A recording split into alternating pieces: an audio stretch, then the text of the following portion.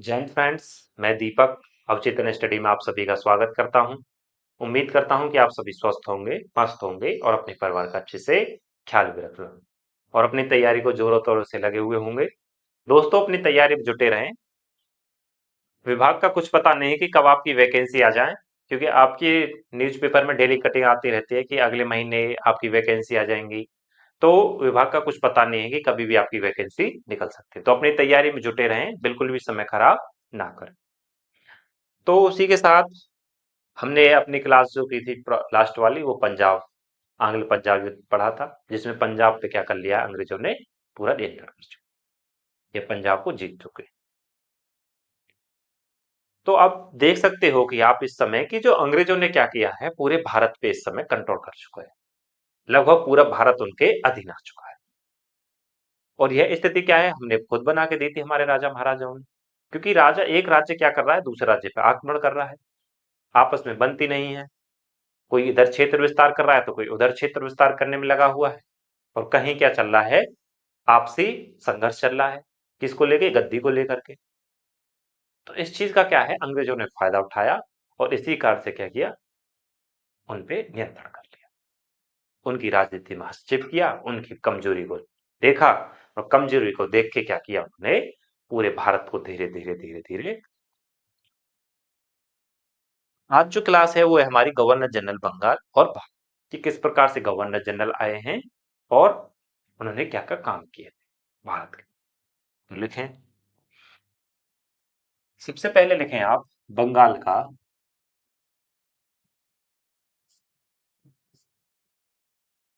Governor. Bengal का governor कौन बनता है, रॉबर्ट क्लाइव।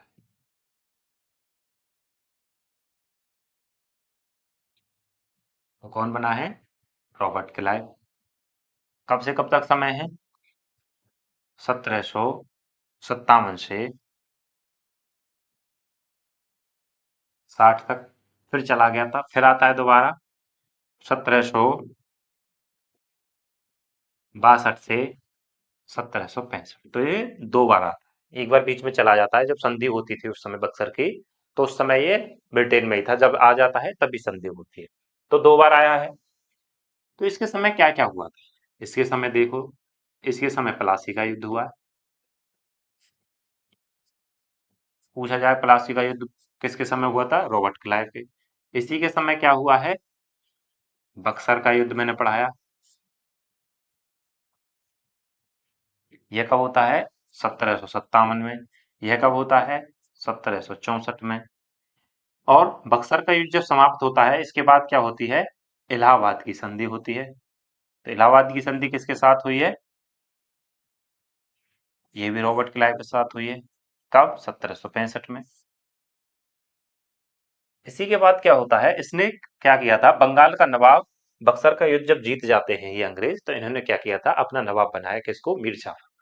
मीर जाफर ने क्या कर दिया था, धोखे से सिराजुद्दौला की हत्या। तो मीर जाफर नवाब बनाया। जब मीर जाफर को नवाब बना दिया जाता है, तो मीर जाफर ने क्या किया, उन्हें कुछ राहतें दी या कुछ क्षेत्रों पे व्यापार करने की अनुमति दी गई। और एक आदेश दिया था, आदेश निकाला था। आदेश क्या था, कि कर्मचारी जो हैं, किसके, कंपनी के, व्यक्तिगत व्यापार कर सकते हैं, व्यक्तिगत व्यापार कर सकते हैं। व्यक्तिगत व्यापार का मतलब ये समझ लो, जैसे कि वो कंपनी आई थी, जैसे हमारे भारत में क्या है, बड़ी बड़ी कंपनी जो है, ओप्पो विवो, तो उनमें क्या है, कर्मचारी जॉब करते हैं, लेकिन वो कर्मचारी क्या करें, कंपनी की जगह ना, नाम से ना करके अपने खुद स्वयं व्यापार करें, तो इससे कंपनी को घाटा होगा। और हुआ भी यही कि इन्होंने क्या किया, कर्मचारियों ने व्यक्तिगत व्यापार चालू शुरू कर दिया। इससे कंपनी क्या हो रही है, घाटे में जा रही है। इससे कंपनी घाटे में जा रही है। कंपनी घाटे में जा रही है, तो कंपनी ने क्या किया, पैसा है नहीं, कंपनी ने ब्रिटिश सरकार से पैसा मांगा, ब्रिटिश सरकार ने मना कर दी। कंपनी ने ब्रिटिश सरकार से पैसा मांगा, सरकार ने मना कर दिया। सरकार ने क्या किया? मना कर दिया। और पता लगाया कि क्या स्थिति बन रही है कि इन्होंने यार लोन की मांग कर दी। तो पता चला कि कंपनी के अंदर भ्रष्टाचार बढ़ चुका है। कंपनी के कर्मचारी व्यक्तिगत व्यापार कर रहे हैं, कंपनी के नाम से कोई व्यापार नहीं। तो क्या हुआ? सरकार ने मना किया और कंपनी के भ्रष्टाचार का पता चला। जब कंपनी के भ्रष्टाचार का पता चलता है तो कंपनी जो सरकार क्या करेगी? अब उसे रेगुलेट करेगी। तो रेगुलेट करने के लिए एक एक्ट आएगा और उस एक्ट में क्या क्या प्रावधान होंगे वो आपको मैं बता। तो क्या होता है? सरकार ने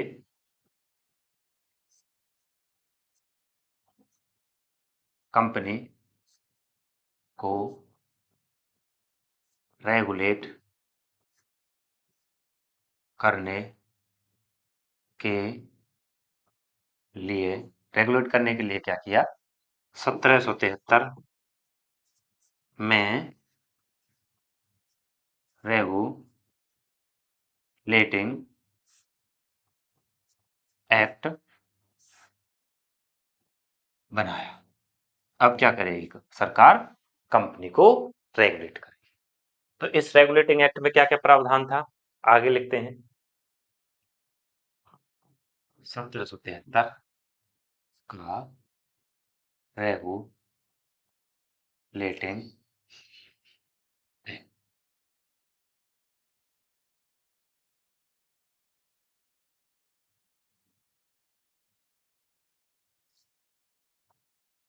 1773 का रेगुलेटिंग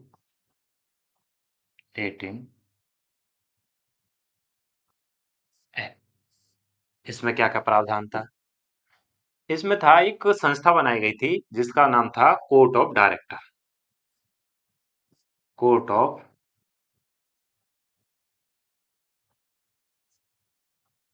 डायरेक्टर या सीओडी बोल सकते हैं। यह क्या थी? एक संस्था थी। एक संस्था बनाई गई, कोर्ट ऑफ डायरेक्टर संस्था बनाई गई। और इसी में 1773 में कलकत्ता में सुप्रीम कोर्ट की स्थापना होती है। 1773 में ही क्या हुई है? सुप्रीम कोर्ट की स्थापना हुई। क्वेश्चन पूछा जाए कि जो रेगुलेटिंग एक्ट है उसके तहत, मतलब सॉरी, जो कोलकाता सुप्रीम कोर्ट है उसकी स्थापना किस एक्ट के तहत हुई है? तो किसके तहत हुई है? 1773 के रेगुलेटिंग एक्ट की तरह। तो और इसके मुख्य न्यायाधीश किसको बनाया है? मुख्य न्यायाधीश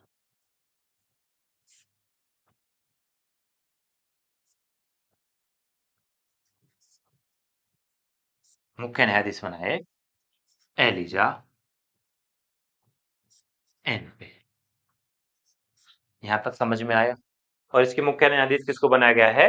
एलिजा एम पे। और जो बंगाल गवर्नर था, बंगाल गवर्नर को बंगाल गवर्नर जनरल कहा जाने। और इसके अंतर्गत कुछ क्षेत्र दे दिए थे। अब इसका नियंत्रण मद्रास और बॉम्बे में है। क्यों? क्योंकि जो मैंने आपको बताया था कि भारत में जो कंपनी है वो कहाँ कहाँ पर है? बंगाल वाले क्षेत्र में, मराठा वाले क्षेत्र में और मद्रास वाले क्षेत्र। तो यहाँ का गवर्नर और यहाँ के गवर्नर दोनों में, अगर कह सकते हो यहाँ का भी गवर्नर तीन हो गए, तो तीनों में क्या हो? आपसी मतभेद ना हो। इस कारण से क्या किया एक पद बना दिया जिसको बड़ा पद होगा, Bengal governor general. Bengal governor है, बंगाल गवर्नर जनरल। तो यह क्या कर सकता है, यह कहाँ बैठेगा, बंगाल में, और बंगाल से क्या करेगा, इस वाले क्षेत्र पे नियंत्रण करेगा और इस वाले क्षेत्र। जो यह आदेश निकालेगा, यह आदेश इसको भी मानना है और यह आदेश इसको भी मानना, मतलब कि एक आपस में मतभेद ना हो और अच्छे से कंट्रोल किया भी जा सके। इसी कारण से क्या होता है, यह बंगाल गवर्नर जनरल का पद। और इसमें किसको बनाया बैठाया गया है, सबसे पहले बैठा वारेन हेस्टिंग्स। तो याद रखना है, बंगाल का गवर्नर जनरल कौन है, वारेन हेस्टिंग्स, और बंगाल का गवर्नर कौन है, रॉबर्ट क्लाइव। दोनों में अंतर है, तो ये आपको याद रखने हैं। बंगाल का गवर्नर कौन था, मैंने आपको लिखवाया, रॉबर्ट क्लाइव, और बंगाल का गवर्नर जनरल वारेन हेस्टिंग्स। ये क्वेश्चन जरूर पूछा जाता है और इसमें बहुत बच्चे कंफ्यूज भी होते हैं। तो आपको याद ऐसे ही रखना है कि पहले कौन आया, क्लाइव, फिर उसके बाद वारेन हेस्टिंग्स। आगे बढ़ते हैं। तो वारेन हेस्टिंग्स जब बंगाल का गवर्नर जनरल बन जाता है तो उसके साथ कौन कौन से कार्य होते हैं, उसने क्या क्या कार्य किए, लिखें। वारेन हेस्टिंग्स, इसके समय कब तक है, 1773 में बैठेगा और 1784 तक रहेगा। इसके समय क्या क्या काम हुए हैं, लिखें। इसके साथ हुआ है फर्स्ट आंग्ल मराठा युद्ध। ये मैं आपको पहले पढ़ा चुका हूं, 1775 से 83 तक जो चलता है। मराठों के में थोड़ा हस्तक्षेप कर दिया था, इस कारण से क्या हुआ था, उसमें ये बाहर वाल बचे थे। उसके बाद होता है दूसरा में आंग्ल मैसूर युद्ध। तो दूसरा आंग्ल मैसूर युद्ध भी होता है। इसका समय कब से कब तक था, 1780 से 84 तक है। उसके बाद और क्या क्या कार्य किए हैं वारेन हेस्टिंग्स ने, इसी में 1780 में एक अखबार था, बंगाल गजट आया। किसने निकाला था इसको, जेम्स ऑगस्ट टक हिक्की। तो कभी कभी क्वेश्चन पूछा जाता है कि पहला अक्षर बंगाल गजट किसके द्वारा निकाला गया था, जेम्स ऑगस्टक हिक्की के द्वारा।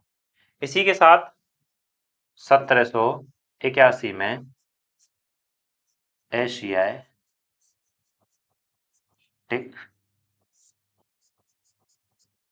सोसाइटी की स्थापना। तो एशियाटिक सोसाइटी की स्थापना किसके समय हुई है, इसी के समय। इसका काम क्या था, भारत के इतिहास को पढ़ना। और कौन है इसका, किसके द्वारा गठन हुआ है, विलियम जोन्स। तो ये आपको याद रखना है, एशियाटिक सोसाइटी की स्थापना किसके द्वारा शुरू की गई थी, विलियम जोन्स के द्वारा। उसके बाद क्या हुआ था, इसी के साथ 1784 में पिट्स इंडिया एक्ट आता है। कब आता है, 1784 में। क्वेश्चन पूछा जा सकता है कि पिट्स इंडिया एक्ट कब आया था, 1784 में। इसमें क्या प्रावधान था, इसमें बोर्ड ऑफ डायरेक्टर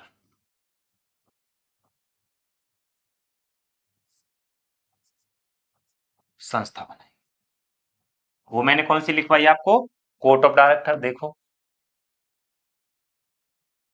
यहाँ क्या है, संस्था बनी है कोर्ट ऑफ डायरेक्टर 1700 से। उसके बाद 1784 में बोर्ड ऑफ डायरेक्टर संस्था बनती है। और इसमें क्या क्या काम हुए हैं, इसका जो अध्यक्ष होता था या सचिव होता था, वो होता था विदेश मंत्री, जो ब्रिटेन में बैठता, ब्रिटेन की उसका मंत्रिमंडल का एक सदस्य ही होता था, ब्रिटेन मंत्री कहते थे। एग्जाम्पल के तौर पे समझ सकते हो, जैसे राजनाथ। तो ऐसे ही इसका एक मंत्री होता था जो क्या करेगा, भारत में नियंत्रण पे। इसी का कहना क्या है, सभी को गवर्नर जनरल को मानना है कि भारत में किससे युद्ध करना है, किससे युद्ध नहीं करना, और किससे संबंध रखने हैं, किससे संबंध नहीं रखने, तो यह कौन तय कर रहा है? ब्रिटेन में बैठा हुआ मंत्री तय। तो अब कंपनी शासन कर रही है भारत पे या फिर ब्रिटिश सरकार? तो कौन कर रही है? ब्रिटिश सरकार। यहीं से क्या हो जाती है? ब्रिटिश सरकार शासन चालू कर देती है, ब्रिटिश सरकार। और क्या बताना है मुझे आपको? तो संस्था बनाई गई, इसी से इसी कारण द्वैध शासन की शुरुआत होती है। तो यहीं से क्या हुई है? द्वैध शासन। द्वैध शासन कैसे कह सकते हो? एक तो बोर्ड ऑफ डायरेक्टर का संस्था बन गई, और एक और संस्था कौन थी? एक तो होगी बोर्ड ऑफ डायरेक्टर, और मैंने एक लिखवा दिया आपको, कोर्ट ऑफ डायरेक्टर। तो इसका काम अलग था बोर्ड ऑफ डायरेक्टर का, और बोर्ड ऑफ कंट्रोल का काम अलग है। यह क्या काम देख रही है? यह व्यापार से संबंधित काम, व्यापारिक चीज। और यह आपका राजनीति, कि राजनीति किस प्रकार से। तो दोनों के अलग अलग काम बांट दी गए इस कारण से, बोर्ड ऑफ डायरेक्टर और कोर्ट ऑफ डायरेक्टर दोनों पता। तो यहां तक आपको समझ में आया? ये किसके समय चल रहा है? वारेन हेस्टिंग्स के समय ये सारे काम हुए। उसके बाद कौन आता है? उसके बाद लिखें कॉर्नवालिस। कॉर्नवालिस का समय कब से कब तक है? कॉर्नवालिस का समय लिखें, यह है 1786 से 93।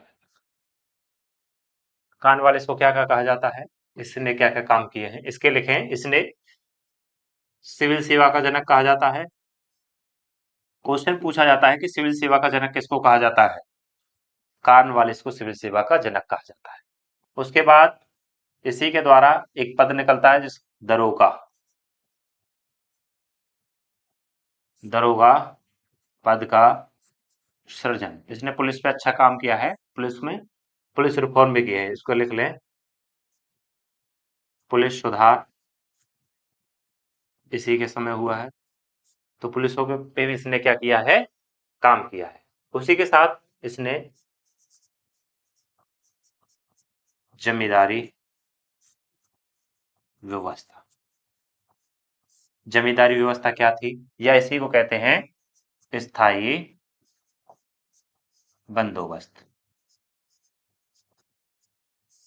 यह क्या होता है सर? जमींदारी और स्थायी बंदोबस्त। तो जमींदारी व्यवस्था थी, क्या होता था? जो भूमि जो होती थी उसका मालिक किसको बनाया जाता था? जमींदार। जमींदार क्या करता था? गांव के जो किसानों से टैक्स वसूलता किस जमीन का, और वो कहां ले जाता था? ब्रिटिशरों के पास।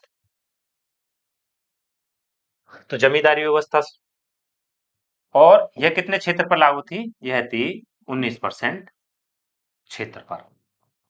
और ये कौन से क्षेत्र में है? उड़ीसा, बंगाल, बिहार वाले क्षेत्र। कहां कहां है? उड़ीसा, बंगाल और बिहार वाले क्षेत्र में थी। तो कहां कहां है ये?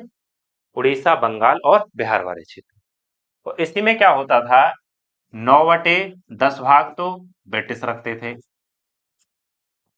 जो भी किसान से फसल होती थी उसमें से 9/10 भाग क्या कर रहे हैं? ब्रिटिश रख लेते हैं। और 1/10 भाग किसान को मिलता। देख रहे हो कि 9 हिस्सा खुद ले जा रहे हैं, एक हिस्सा किसान को दे। इससे क्या होगा? किसान गरीब होगा या अमीर? जाहिर सी बात है, किसान गरीब होगा। और गरीब हुआ तो किसानों का शोषण हो रहा है। इतनी बुरी स्थिति आ गई थी कि एक समय आया था 1770 का समय में, क्या हो रहा है, जब ये व्यवस्था बना रहे हैं तो एक तिहाई जनसंख्या मारी गई थी भुखमरी का। क्यों? ये नकदी फसल उगवाते थे, खाने की वस्तु फसलें उग नहीं रही हैं। तो इस कारण से क्या हो रहा है? भारत में गरीबी बढ़ रही है, किसान गरीब होता जा रहा है, खा नूच नूच के पैसा लेके जा। तो स्थायी बंदोबस्त समझ में आया? जमींदारी व्यवस्था से कहते हैं। तो ये किसके समय आई है? लॉर्ड, या सॉरी, कॉर्नवालिस के समय आई है, 1786 से 1783 के समय। और इसके समय क्या होता है? 1793 में चार्टर एक्ट। तो चार्टर एक्ट जो आता था, इस यह क्या होता था? उसकी जो नीति बनाई जा रही है उसकी देखरेख करेगा। कि क्या काम हुआ है, क्या काम नहीं हुआ है, तो उसकी देख रेख के लिए अगर कोई सुधार करना है तो उसमें क्या सुधार कर सकते हैं। तो यह क्या है, चार्टर एक्ट 1793 में आया और यह हर 20 साल में आया था, हर 20 साल बाद आया, मतलब इसके 20 साल बाद ये चलता रहेगा, हर 20 साल पे समीक्षा होती रहेगी। इसमें क्या था, जो दो पद मैंने बताए थे, बोर्ड ऑफ डायरेक्टर और कोर्ट ऑफ डायरेक्टर, इन दोनों की जो सैलरी है, इन दोनों की सैलरी भारत खजाने से मिलेगी।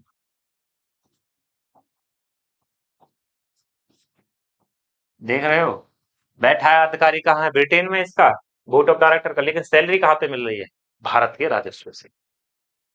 तो भारत का तो खजाना खाली हो गई। इसी कारण से क्या है, इन्होंने भारत को आर्थिक तौर पे भी बिल्कुल गरीब कर चुके हैं।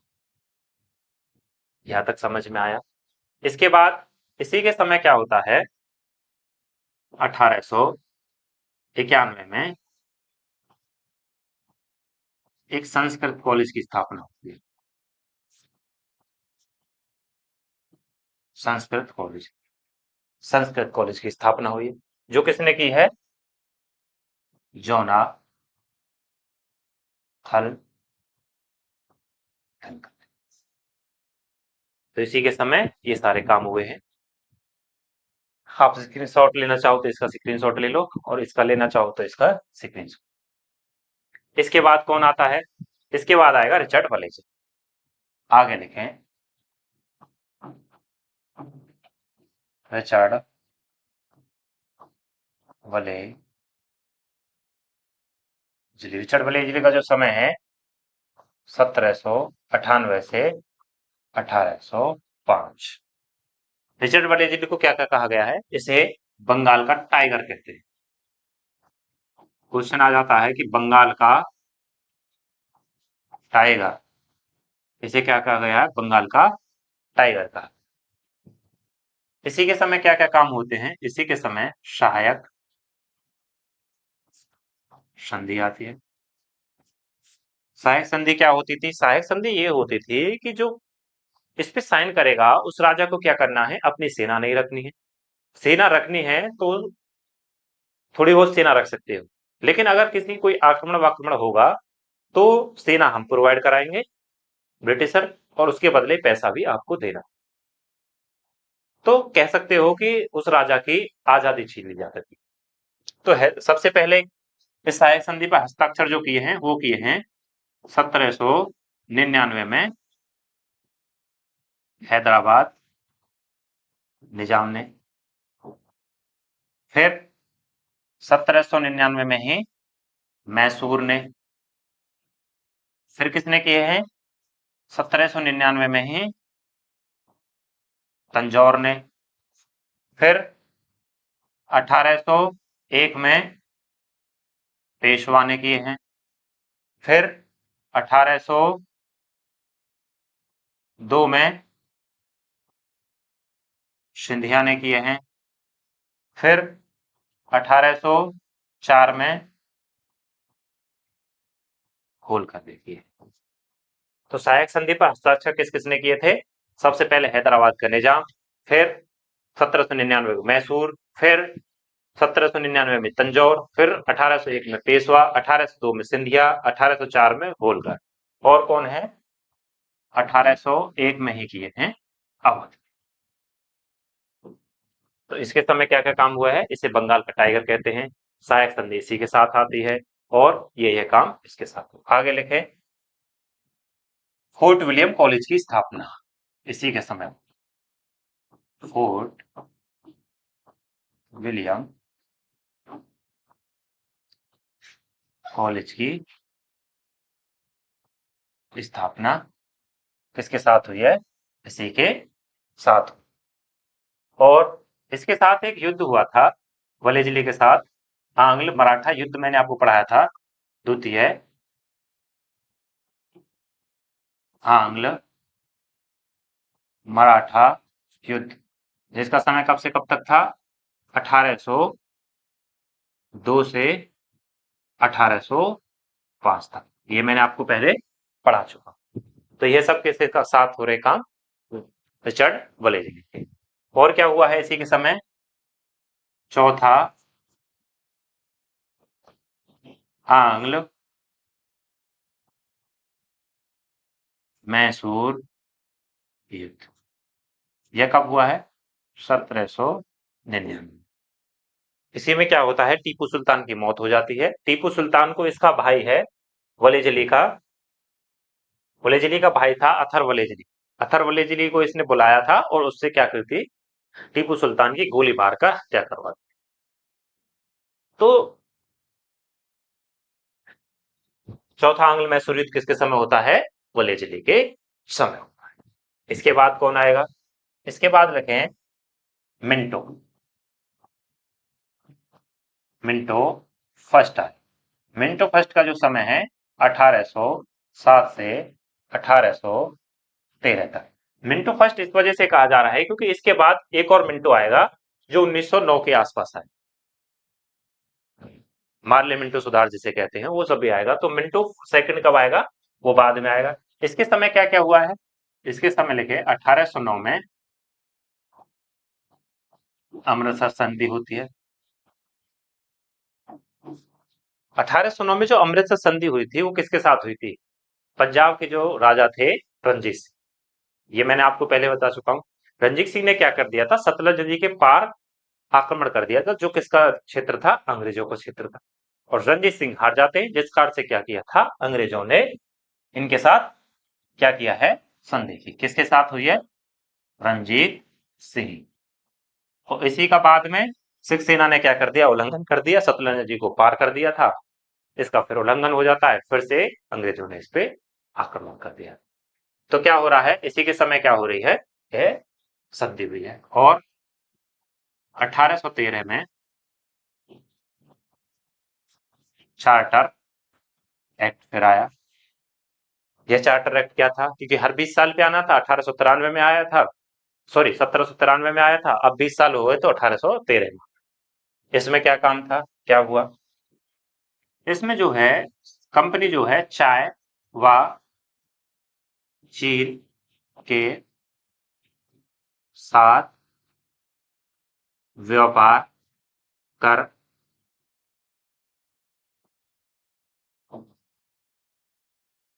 व्यापार कर सकती है। किसके साथ व्यापार कर सकती है अब? चाय व चीन के साथ। मतलब धीरे धीरे क्या है, कंपनी का जो एकाधिकार है वो समाप्त हो रहा है। देख नहीं रहे क्या हुआ? चाय पे आ गए और चीन पे आ गए। मतलब अब आपको क्या करना है? चाय और चीन का व्यापार करना है कंपनी। धीरे धीरे कंपनी को एकाधिकार समाप्त होते जा रहे हैं। तो किसके साथ करना है? चाय व चीन के साथ व्यापार करना है। उसके साथ इसने क्या किया था? 1 लाख रुपए शिक्षा पर खर्च करा। क्यों? अगर शिक्षा पे खर्च करेंगे तो लोग पढ़े लिखे होंगे। और शिक्षा में क्या पढ़ाया जा रहा है? मतलब कि उनको ब्रेन वॉश किया जा रहा है, कह सकते हो अंग्रेजी शिक्षा का ज्यादा से ज्यादा प्रसार किया जा रहा है, जिससे क्या हो सके, उनके माइंड को ब्रेन वॉश किया जा सके और भारत पे लंबे समय तक नियंत्रण किया जाए। मतलब अगर हम उन पे सांस्कृतिक विजय पा लेंगे तो जाहिर सी बात है इंसान के मन, मतलब जो कह सकते हो, जो उनकी प्रथाएं वो जल्दी समाप्त नहीं हो पाती। जिस कारण से क्या है, अगर सांस्कृतिक विजय होगी तो हम लंबे समय तक उस पर नियंत्रण रख सकते हैं। तो शिक्षा पे भी खर्च कर रहा है। उसके समय में, इसके समय में क्या हो रहा है? ईसाई मिशनरी भी आया। इसके समय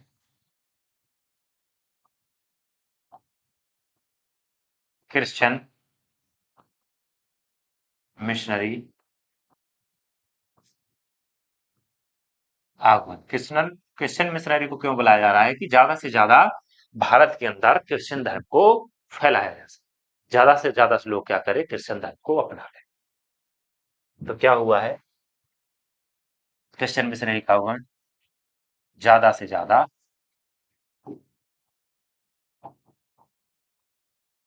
लोग क्रिश्चियन धर्म अपनाएं। कहाँ? भारत।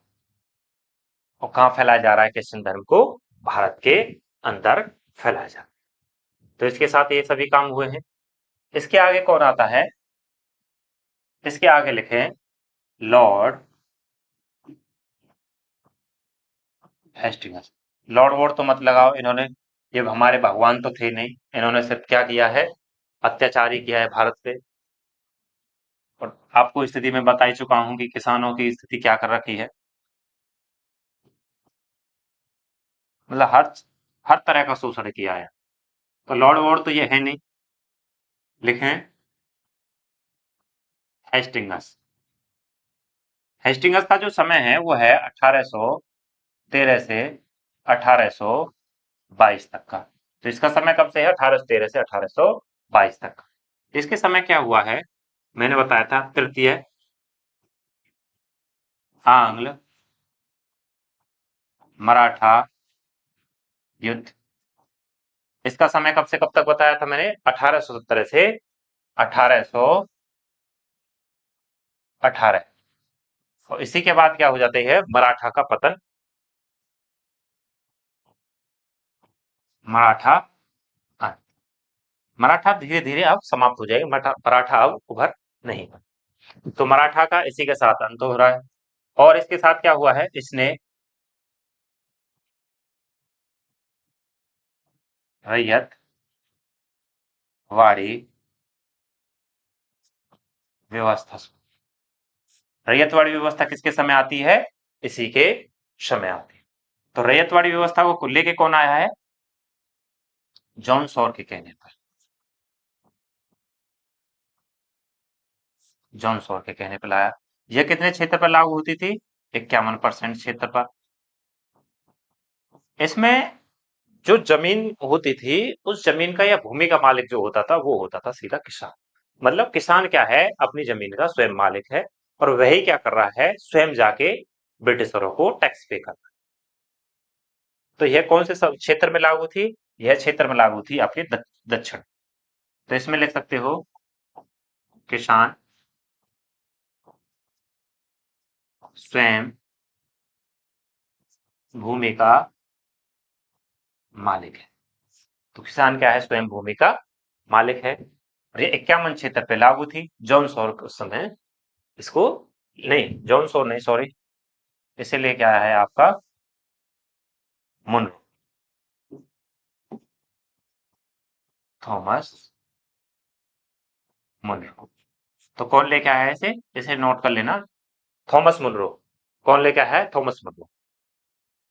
किसान स्वयं भूमि का मालिक होता था, किसान क्या कर रहा है, स्वयं टैक्स पे कर रहा है। किसान स्वयं टैक्स देता है, कोई इसमें बिचौलिया है नहीं।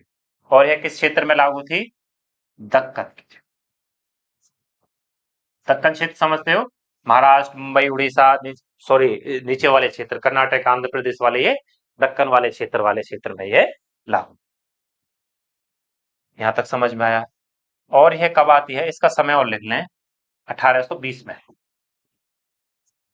इसके बाद एक और आती है आपकी महलवाड़ी, 1822 में महालवाड़ी।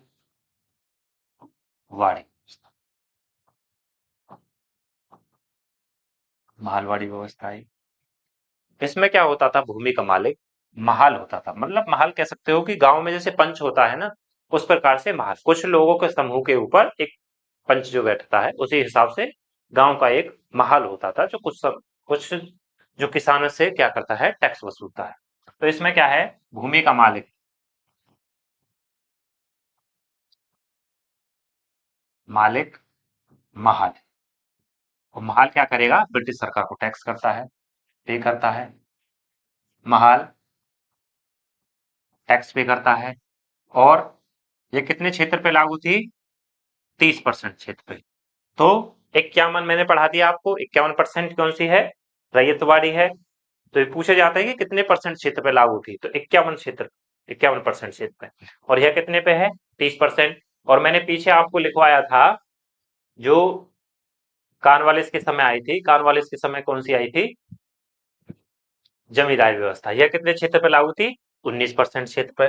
तो 19% क्षेत्र पे जो ये लागू है, तो टोटल कितना हो गया? 100%। और इसको आप एक चीज और लिख लें, ये जॉन सॉर लेके आया, से जॉन सॉर लेके आया है। तो यह 19% ये हो गया। उसके बाद आपका 51 ये हो गया, 19, 51, 70 और 30, 100%। तो टोटल हो गया। यह कौन से क्षेत्र में लागू है? यह आपके उत्तर भारत,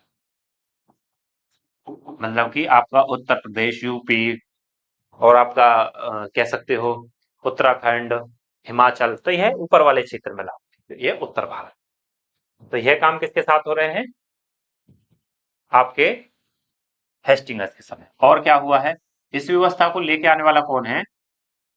हॉल्ट मैकेंजी के, हॉल्ट मैकेंजी। तो उम्मीद करता हूं कि यहां तक आप सभी को समझ में आया होगा। उसके बाद इसके साथ कौन सा काम हुआ है? और 1817 में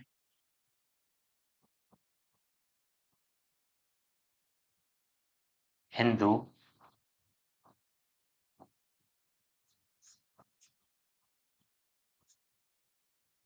कॉलेज की स्थापना हुई। तो हिंदी कॉलेज की स्थापना इसी के साथ होती है। और किसके सहयोग से? राजा राम मोहन राय की सहायता से क्या हो रही है? हिंदू कॉलेज की स्थापना इसी के समय हुई है। उम्मीद करता हूं कि यहां तक आपको सभी को समझ में आया होगा। इसके बाद एक और लिख लें, इसके साथ कौन सा काम हुआ है? एक आया था टेनेसी एक्ट, ये भी इसी के समय आता है। और इसे कहते हैं काश्तकारी अधिनियम, काश्तकारी अधिनियम भी कहते हैं। इसे क्या कहते हैं? काश्तकारी अधिनियम या फिर टेनेसी एक्ट भी कहते हैं। तो आप इसका स्क्रीनशॉट ले लें। इसके बाद कौन आएगा? इसके बाद आएगा विलियम बेंटिक।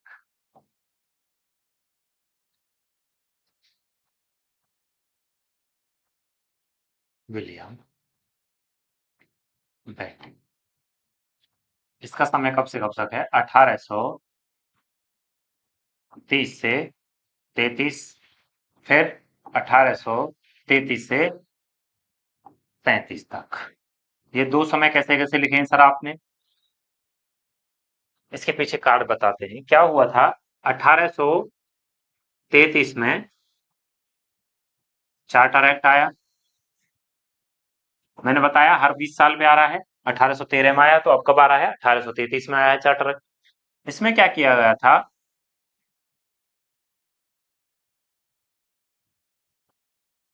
1833 के चार्टर एक्ट में बंगाल गवर्नर जनरल को भारत का गवर्नर जनरल कहा जाए।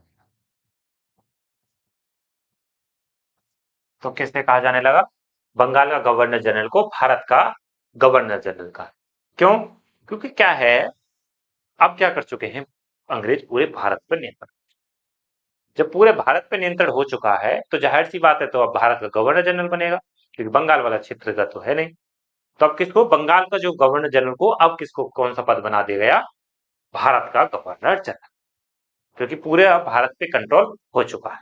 तो इसी कारण से क्या होता है, यह यहाँ तक तो जो रहता है 33 तक, यह रहता है गवर्नर जनरल बंगाल के पद पे। लेकिन जब ये समय जो रहता है इसका 1833 से 35 तक, गवर्नर जनरल ऑफ इंडिया, मतलब भारत। तो आया समझ में आप सभी को यहाँ तक? इसके बाद इसने क्या क्या किया है? 1830 में, इसमें और लिख लें,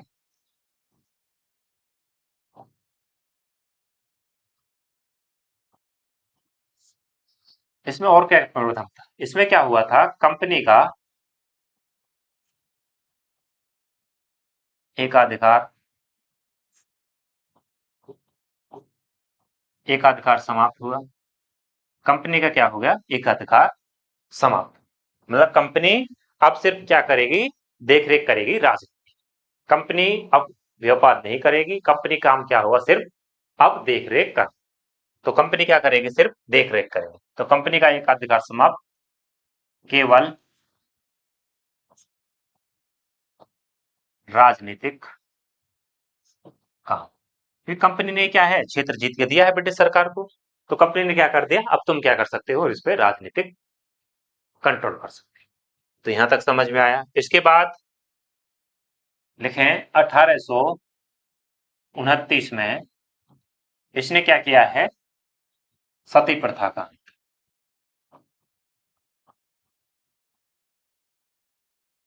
सती प्रथा का अंत किसकी सहायता से किया है? राजा राम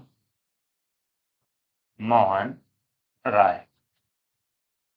क्या होता था इसमें सती प्रथा में? जब उसकी पति की डेथ हो जाती थी किसी महिला की, तो क्या होता था? उस पत्नी को भी क्या होता था? उसके साथ सती होना। तो जिस कारण से यह प्रथा बहुत बेकार थी, क्योंकि उसको सजा क्यों मिले उसके पति की। तो इस प्रथा का अंत हुआ है 1829 में। आज भी बहुत सारी प्रथाएं जो चल रही हैं भारत के अंतर्गत अभी भी चली हुई हैं, जिनको बंद हो कर देना चाहिए सरकार को, लेकिन धीरे धीरे क्या होगा? ये सभी बंद हो जाएंगे जो प्रथाएं चल रही हैं। तो 1829 में सती प्रथा का अंत हुआ और 1830 में ठगी प्रथा अंत। इसे किसने किया है? स्लीमैन की सहायता से। यहां भी लिख लें कि सहायता से। तो यहां तक समझ में आया आप सभी को? इसके बाद और कौन कौन से काम किए हैं? ठगी प्रथा का अंत, सती प्रथा का अंत इन्होंने किया है। और क्या क्या काम किए हैं? इनके काम है कुशासन के आधार पर अवध का विलय। अवध का विलय किसमें कर लिया? अपने क्षेत्र में। तो किस आधार पर? कुशासन की। अवध के नवाब क्या कर रहे हैं? प्रशासन को ठीक से चला नहीं पा रहे। इस कारण से क्या कर रहे हैं? हम अवध को अपने क्षेत्र में मिला रहे हैं। तो अवध का क्या किया है उन्होंने? अपने उसमें मिला दिया था। और मैकाले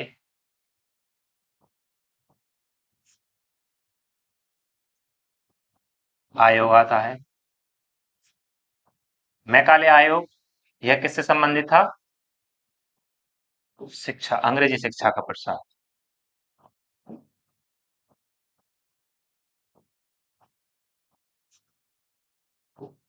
अंग्रेजी शिक्षा का प्रसार, कि जितना से ज्यादा हो सके अंग्रेजी शिक्षा को फैलाओ, अंग्रेजी शिक्षा को पढ़ाओ। अगर लोग अंग्रेजी शिक्षा पढ़ेंगे तो पश्चिमी चीजों के बारे में जानेंगे, पश्चिमी सभ्यता के बारे में जानेंगे। अगर पश्चिमी सभ्यता को अपना लेंगे भारतीय, तो जाहिर सी बात है उनपे हम अच्छा खासा नियंत्रण रख सकते हैं। उनका क्या होगा? माइंड फ्रेश हो। तो कह सकते हो क्या कर सकते हैं? हम लंबे समय तक इस पे नियंत्रण रख सकते हैं। तो अंग्रेजी शिक्षा का प्रसार हो रहा है, अंग्रेजी शिक्षा को बढ़ावा दिया जा रहा है इसी के समय में। और कौन कौन से काम हुए हैं? और लिखें इनके समय पे, इतना ही लिख लें। और लिखें सरकारी पदों पर बिना भेदभाव नियुक्ति। मतलब अगर किसी को भर्ती होना है किसी सरकारी पदों पे, तो उसमें कोई जात पात नहीं, कोई बिरादरी नहीं, कुछ नहीं चलेगा। तो कह सकते हो एक बिना जात पात उसके क्या किया इन्होंने? सरकारी पदों पे भर्ती चालू कर दी कि अब क्या है, लोग क्या करेंगे? सरकारी पदों पे अब आना चालू, क्योंकि सरकार के लोग अब पे चले जाए, भारतीय भी उसमें बनेंगे। तो यहां तक आपको सभी को समझ में आया। इसके बाद कौन आएगा? इसके बाद आएगा आपका मैटकॉक। मैटकॉक। मैटकॉक का समय कब से कब तक है सर? 1836 से, सॉरी 1835 से 36 तक। इसके समय क्या हुआ है? इसके समय सिर्फ एक ही काम हुआ था, लिख सकते हो प्रेस से प्रतिबंध हटा कि भ्रष्टाचार क्या कर सकते हैं, खुल के क्या कर सकते हैं, ब्रिटिश सरकार की नीतियों का विरोध कर सकते हैं, या जो न्यूज चैनल है वो क्या कर सकते हैं, रिपोर्ट अच्छी या अखबार न्यूज़पेपर छाप सकते हैं, मतलब प्रेस से क्या कर दिया, प्रतिबंध हटा दिया। इसके बाद कौन आएगा? इसके बाद लिखे एलन बरो। एलन बरो का समय कब से कब तक है? 1843 से 1845 तक। सर आपने बीच में क्यों छोड़ दिए? क्यों, वो ज्यादा इंपोर्टेंट नहीं है आपके लिए। तो जो मेन मेन इंपोर्टेंट है आप वही लिखे जहां से ज्यादातर क्वेश्चन पूछे जाते हैं, क्योंकि बीच वाले इतने इंपोर्टेंट है नहीं। एलन बरो ने क्या किया है? इसने दास प्रथा का अंत किया है। तो इसके समय क्या हुआ है? दास प्रथा का अंत। और सिंध पर इसी ने क्या किया था? कब्जा। और इसी समय क्या हो रहा है? पंजाब का भी युद्ध चल रहा है। हाँ,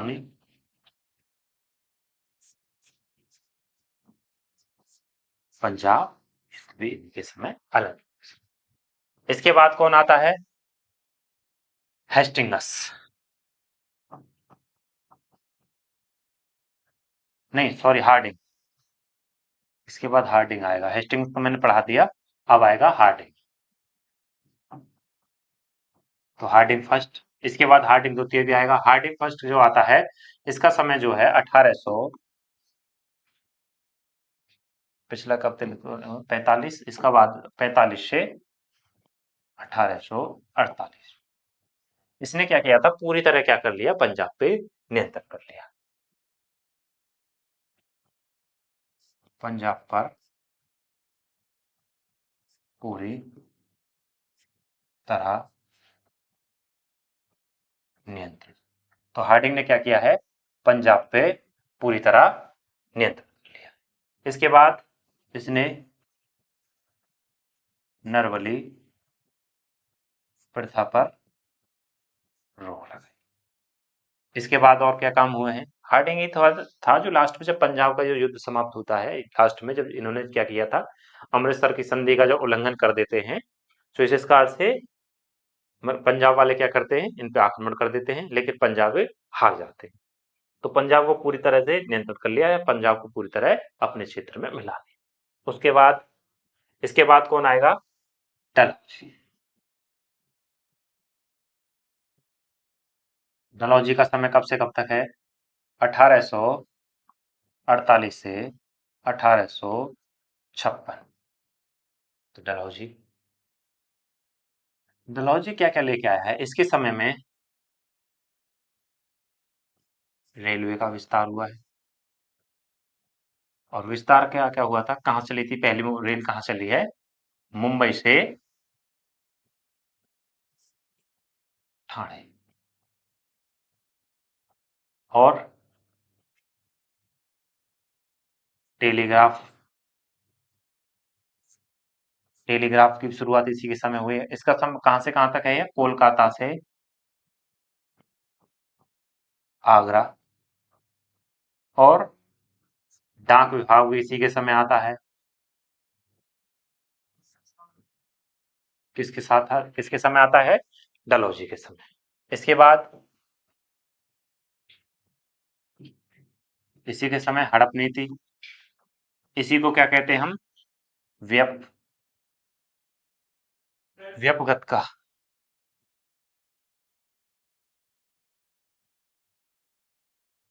व्यपगत का सिद्धांत। हड़प नीति ये कह सकते हो कि ये हड़प नीति इस वजह से लाया था कि अगर किसी राजा का कोई पुत्र या बेटा नहीं है, तो उसके राज्य को ये हड़प लेते थे, क्योंकि अब तुम्हारा कोई उत्तराधिकारी नहीं है, इस कार से क्या कर रहे हैं, हम तुम्हारे क्षेत्र को हड़प रहे हैं। तो ये हड़प नीति कौन लेके आया था? डलहौजी लेके आया था। सबसे पहले किस क्षेत्र को हड़पा है? सबसे पहले इन्होंने हड़पा था 1818 में सतारा को। फिर 1800 49 में जैतपुर, फिर 1850 में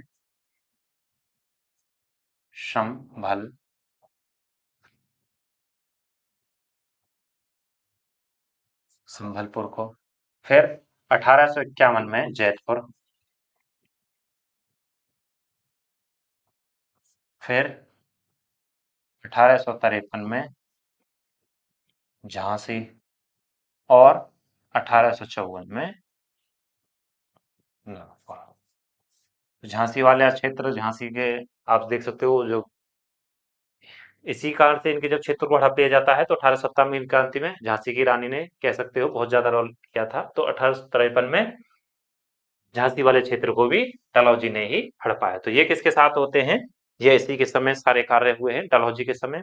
और इसके समय पे एक और चीज हुई थी 1854 में वुड डिस्पैच आया था। ये पूछ लिया जाता है कि वुड डिस्पैच किसके समय आता है?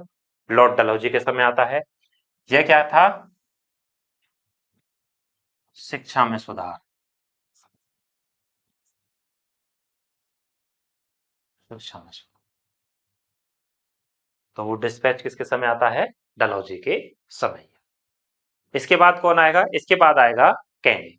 कैनिंग गवर्नर जनरल जनरल भी रहेगा भारत का, लेकिन वही क्या बनेगा? वायसराय बनेगा। उसके बारे में हम आगे पढ़ेंगे, क्योंकि जब 1857 का विद्रोह हो जाता है उसके बाद क्या होते हैं, जो पद होता है वो वायसराय में बदल जाता है, कि भारत के गवर्नर जनरल को अब वायसराय कहा जाता है। तो उसके बारे में हम आपको जब 1857 से लेकर 1947 तक की पूरी कहानी पढ़ा देंगे, उसके बारे में उसके बाद आपको वायसराय के आपके बारे में पढ़ा देंगे। और बीच बीच में आपको बताते भी रहेंगे कौन वायसराय चल रहा है उस समय। तो आज की क्लास हमारी यहीं तक है। मिलते हैं अपनी नेक्स्ट क्लास में। तब तक के लिए अपना और अपने परिवार का ख्याल रखें। तब तक के लिए जय हिंद, जय भारत।